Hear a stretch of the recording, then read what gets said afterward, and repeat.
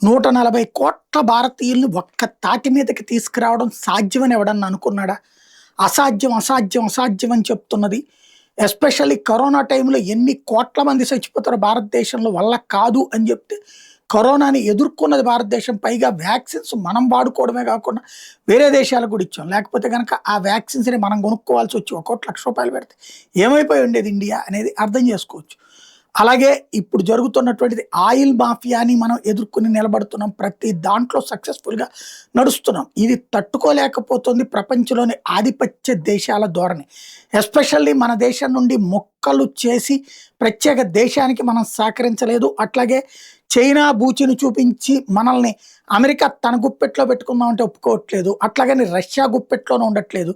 సర్వస్వతంత్ర, సర్వసత్తాక, సార్వభౌమాధికార లక్షణాలు కరెక్ట్‌గా ఎలాగుండాలో చేసి చూపెడుతుంది భారతదేశం. ఇది తట్టుకోలేకనే ఎఫ్‌సిఆర్‌ఏని అడ్డు పెట్టుకుని ఏదైతే మనకి విదేశీ విరాళాల నియంత్రణ చట్టాన్ని దాటేస్తూ అమెరికా భారతదేశంలో మొన్నటిదాకా నక్సలైట్లను ప్రోత్సహించింది. ఆ నక్సలైట్లకు ఇచ్చిన ఫండింగ్ వెనకాల అమెరికా ఉంది. ఆయుధాలు కూడా అమెరికా ఉన్నాయి అన్నటువంటి ఎట్లాగూ బయటపడింది.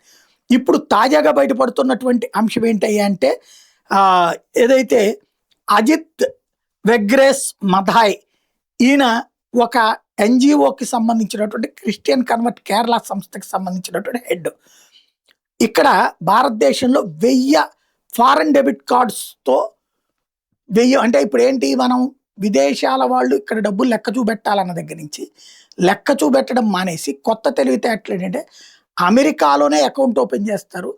అక్కడే సిమ్ కార్డులు 20, 30, 50, 100, 1000 ఇట్లా తీసుకుంటారు. అవి తీసుకొచ్చి ఇక్కడ వివిధ ప్రాంతాలలో డబ్బులు డ్రా చేసుకుంటున్నారు. ఈ విషయాన్ని ఇప్పుడు గుర్తించింది. ఈ డబ్బులు డ్రా చేసుకుంటున్నటువంటి వాళ్ళు, ఖర్చు పెడుతున్నటువంటి వాళ్ళు వీళ్ళందరూ కూడా కోఆర్డినేటెడ్‌గా ఏదైతే నక్సలైట్లకి సహకార సంస్థలు, మానవ పౌర హక్కుల సంఘాలతో పేర్లు నడుపుతున్నటువంటి వాళ్ళు అన్న విషయం తేలింది.